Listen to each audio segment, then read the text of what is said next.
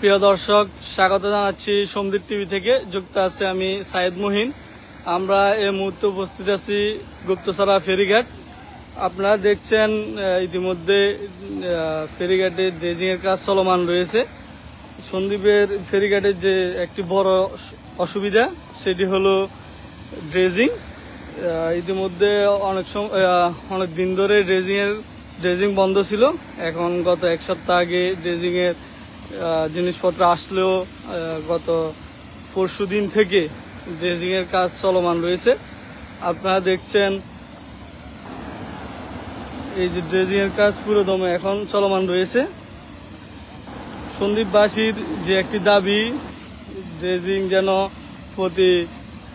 প্রতি বছর দু তিনবার হয়, যেন ফেরি চলাচল সুন্দর মতো করতে পারে।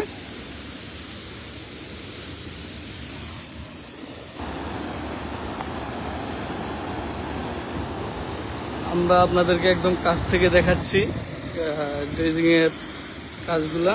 আপনারা দেখছেন এই যে বাঁধ দেওয়া হয়েছে এখানে ড্রেজিং এর যে বালিগুলা এগুলা জড়ো করার জন্য।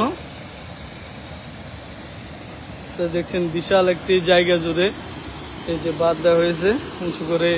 এটিতে ড্রেজিং এর যে বালিগুলো আসবে এটাতে জমাট করা হবে।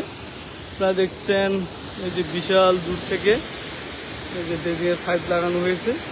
আমরা আপনাদেরকে দেখাচ্ছি সন্দ্বীপ টিভির ফেসবুক লাইভ থেকে সরাসরি।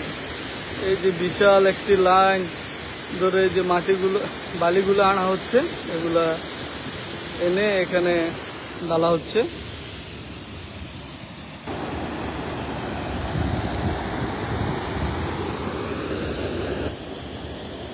আমরা আপনাদেরকে দেখাচ্ছি গুপ্তছড়া ফেরিঘাট থেকে।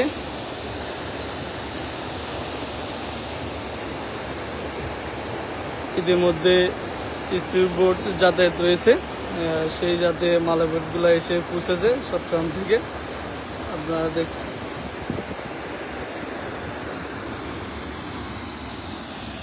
ফেরি চলাচল সচল রাখতে হলে অবশ্যই এই যে ড্রেজিং এর কাজ সেটি চলমান রাখতে হবে। না হলে বর্ডার হয়ে গেলে কিন্তু এদিকে আর ফেরি আসতে পারে না, এটা পুরোটা ব্লক হয়ে যায়। ওই জন্য ফেরি চলাচল বন্ধ থাকতে হয়। আশা করি ড্রেজিং এর কাজ চলমান থাকবে এবং ফেরি চলাচল স্থায়ীভাবে সন্দ্বীপ থেকে বাঁশবাড়িয়া ঘাটে ঠিক থাকবে।